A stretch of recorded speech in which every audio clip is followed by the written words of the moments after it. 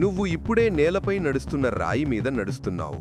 కాని ఆ రాయి కోట్ల ఏళ్ల క్రితం వేడి లావా నుంచి పుట్టిందని తెలుసా? నీ కాళ్ల కింద ఉన్న ఆ రాయి భూమి కంటే పెద్ద చరిత్ర కలిగి ఉండొచ్చు. ఇది ఒక సాధారణ రాయి కాదు, ఇది భూమి గుండెదడని విన్న ఒక సాక్షి.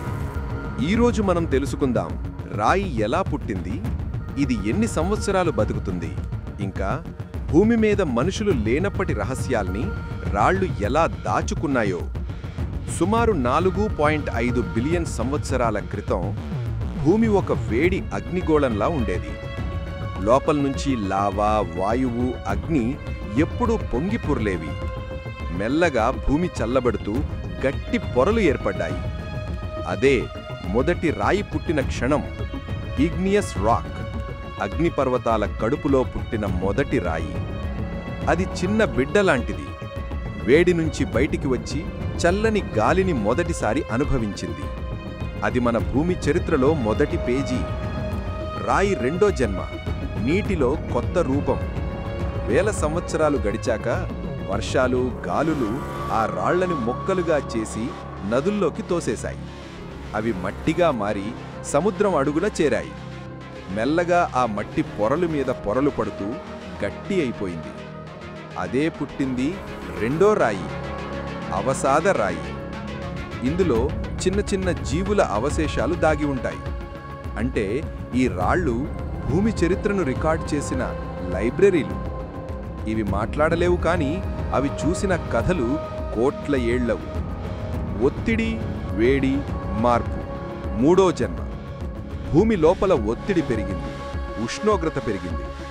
అవసాద రాళ్లు కరిగిపోకుండా కానీ మార్పు చెందడం మొదలుపెట్టాయి. అవి గట్టి, మెరిసే రాళ్లుగా మారాయి. రూపాంతర రాళ్ళు. ఉదాహరణకి లైమ్స్టోన్ మార్బిల్ అవుతుంది, క్లే స్లేట్ అవుతుంది. ఇలా రాయి అనే మాట, మరణం అనే మాట తెలియదు.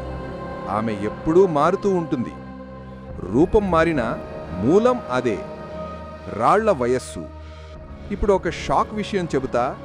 భూమిపై కనుగొన్న పాత రాయి వయస్సు సుమారు 4 బిలియన్ సంవత్సరాలు. అంటే మన సౌర కుటుంబం ఏర్పడినప్పుడు ఆ రాయి అప్పటికే ఉంది.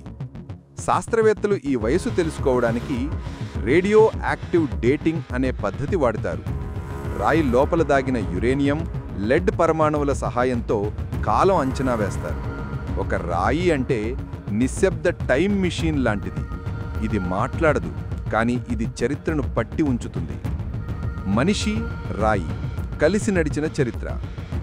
మనిషి రాళ్లతోనే తన మొదటి ఆయుధం తయారు చేశాడు. రాళ్లతోనే అగ్ని వెలిగించాడు.